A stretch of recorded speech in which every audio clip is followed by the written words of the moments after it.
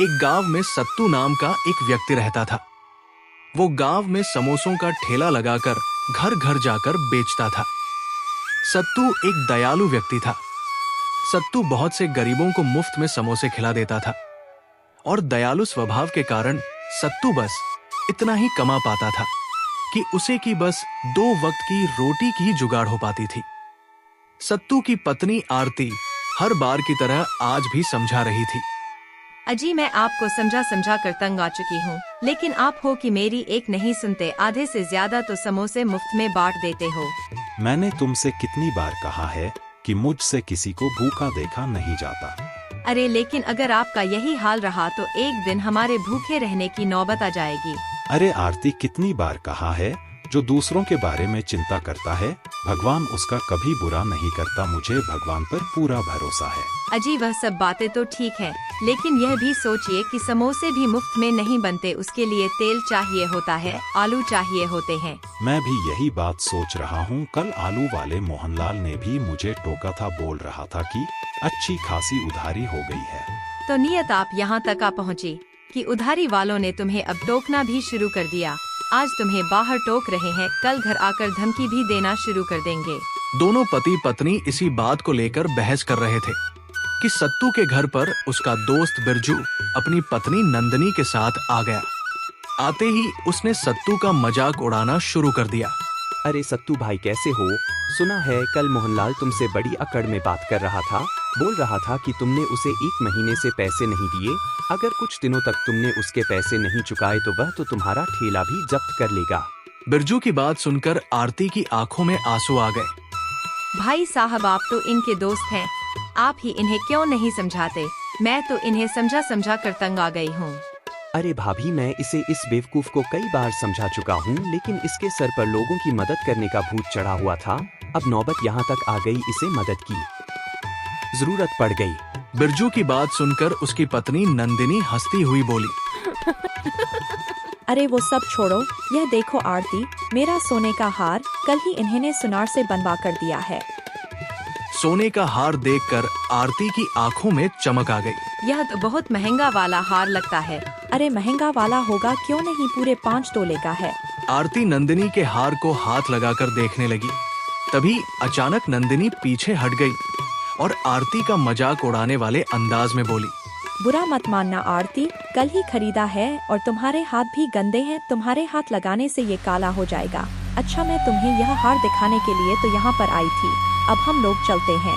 इतना कहकर बिरजू अपनी पत्नी के साथ वहाँ से चला गया और आरती उदास होकर अपने पति की ओर देखने लगी। मैं जानती हूँ कि नंदिनी ने यह बात मुझसे जानबूझकर कही है कि मेरे हाथ लगाने से उसका हार गंदा हो जाएगा। वह हर बार मेरी बेइज्जती कर कर चली जाती है और मैं कर भी क्या सकती हूँ। मेरा पति अपनी पूरी रकम तो गरीबों में उड़ा देता है।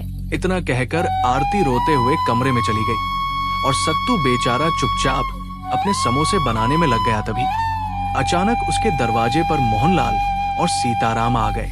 सत्तू, पिछले 1 महीने से तूने आलू के पैसे नहीं दिए। तू इस बात को क्यों नहीं समझता कि मुझे भी यह आलू पैसों से खरीदने पड़ते हैं? सत्तू हाथ जोड़कर बोला, धीरे बोलिए मोहनलाल जी, कहीं मेरी पत्नी ने सुन लिया तो गजब हो जाएगा। मैंने आपसे कहा तो था कि मैं आपके पैसे बहुत जल्द चुका दूंगा, फिर आप घर क्यों आए? सत्तू की बात सुनकर सीताराम हंसते हुए बोला, मेरे दुकान से तूने सरसों का तेल लाए हुए भी काफी दिन हो चुके हैं, उसके पैसे अभी तक नहीं पहुँचे। मैं जानता हूँ सत्तू कि तू दिल का अच्छा है, इसलिए हम दोनों कोई कड़ा कदम नहीं उठा रहे, लेकिन हम बस 15 दिन तक और इंतजार कर सकते हैं। उसके बाद तू जानता है कि हम अपने पैसे वसूलना जानते हैं। इतना कहकर वो दोनों चले गए और सत्तू अपना सर पकड़कर बैठ गया। उसकी समझ में नहीं आ रहा था कि वो इतनी जल्दी उन दोनों के पैसों का इंतजाम वो कहां से करेगा। सत्तू गांव में ज्यादातर गरीबों को मुफ्त में समोसे खिलाता था, इसलिए उसके समोसों की खपत ज्यादा थी। आज उसके पास सिर्फ इतना सामान बचा था कि उससे से सिर्फ 1 दिन के समोसे बन सकते थे। सत्तू भगवान का नाम लेकर कल के लिए समोसे तैयार करने लगा कि तभी उसके दरवाजे पर दस्तक हुई। सत्तू सोच में पड़ गया कि आखिर इतनी रात में अब कौन आया है। सत्तू ने दरवाजा खोला तो उसके दरवाजे पर ही बूढ़ा व्यक्ति और एक बूढ़ी औरत खड़े हुए थे। बूढ़े ने सत्तू की ओर देखकर कहा, हम दोनों पति पत्नी 2 दिन से भूखे हैं। हमें पता चला है कि तुम भूखों को समोसे खिलाते हो। हमें भी कुछ समोसे खिला दीजिए, मैं और मेरी पत्नी वाकई में 2 दिन से भूखे हैं। तो सत्तू अपने स्वभाव के मुताबिक उन दोनों को ना नहीं कर सका और उसने उन दोनों को अंदर बुला लिया और कढ़ाई में गर्मा गर्म समोसे तलने लगा। सत्तू ने देखा कि वो दोनों बूढ़े पति पत्नी वाकई बहुत ज्यादा भूख चुके थे। देखते ही देखते वो सत्तू के सारे समोसे खा गए और दुआएं देकर वहां से चले गए। सत्तू अपना सर पकड़कर बैठकर कहने लगा, सत्तू, हे भगवान, इतने समोसे तो मैं रोज बाजार में बनाकर बेचता था और बहुत से लोगों को मुफ्त में भी दे देता था। यह सब तो सारे समोसे खा गए और क्या होगा। सोचते सोचते सत्तू बाहर आंगन में ही सो गया। सत्तू गहरी नींद सो रहा था कि सुबह के वक्त अचानक उसका पूरा आंगन रोशनी से जगमगा उठा। कुछ वक्त में उसका पूरा आंगन समोसों से भर गया और वो रोशनी गायब हो गई। सत्तू की सुबह जब आंख खुली तो वो ये सब देखकर हैरान रह गया। उसने तुरंत अपनी पत्नी को उठाया। आरती ने जब पूरे आंगन में समोसे ही समोसे देखे तो वो हक्का बक्का अपने पति की ओर देखने लगी। इतने सारे समोसे तो हम 1 महीने में भी नहीं बना पाते, यह कहाँ से आए? सत्तू ने कल रात की सारी घटना अपनी पत्नी को बताई। सत्तू और उसकी पत्नी समोसे इकट्ठा करने लगे। तभी अचानक सत्तू की नजर एक समोसे पर पड़ी। वो समोसा बुरी तरह से चमक रहा था। सत्तू उस समोसे को उठा लिया। वो समोसा अंदर से ठोस था। समोसे को तोड़ा तो समोसे के अंदर से हीरे गिरने लगे। ये देखकर दोनों की खुशी का कोई ठिकाना नहीं रहा। आप सही कहते थे जी, आपके दयालु स्वभाव से खुश होकर भगवान ने आपके लिए मदद भेजी है। उस दिन सत्तू उन सब हीरों को शहर में बेच आया और वो ठेला लगाकर मुफ्त में बांटने लगा। देखते ही देखते सत्तू बहुत अमीर होने लगा। अब रोज सुबह सत्तू की जब आंख खुलती तो उसे पूरे आंगन में समोसे ही दिखाई देते हैं और उन समोसों में से एक समोसे में हीरे भरे मिलते। देखते ही देखते सत्तू गांव का सबसे रईस व्यक्ति बन गया। अब उसके पास टूटे फूटे मकान की जगह एक आलीशान हवेली थी। एक दिन सत्तू की आंख सुबह अचानक खुल गई तो उसने देखा उस रोशनी में वही बूढ़े पति पत्नी बाहर निकल कर आ गए।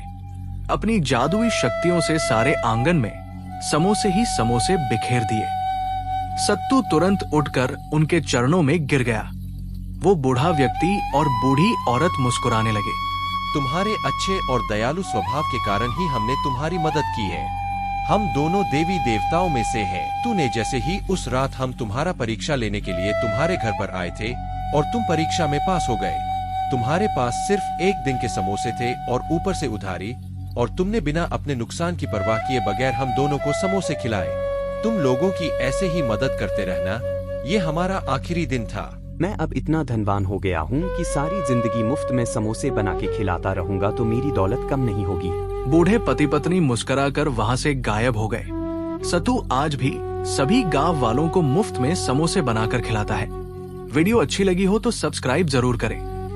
धन्यवाद।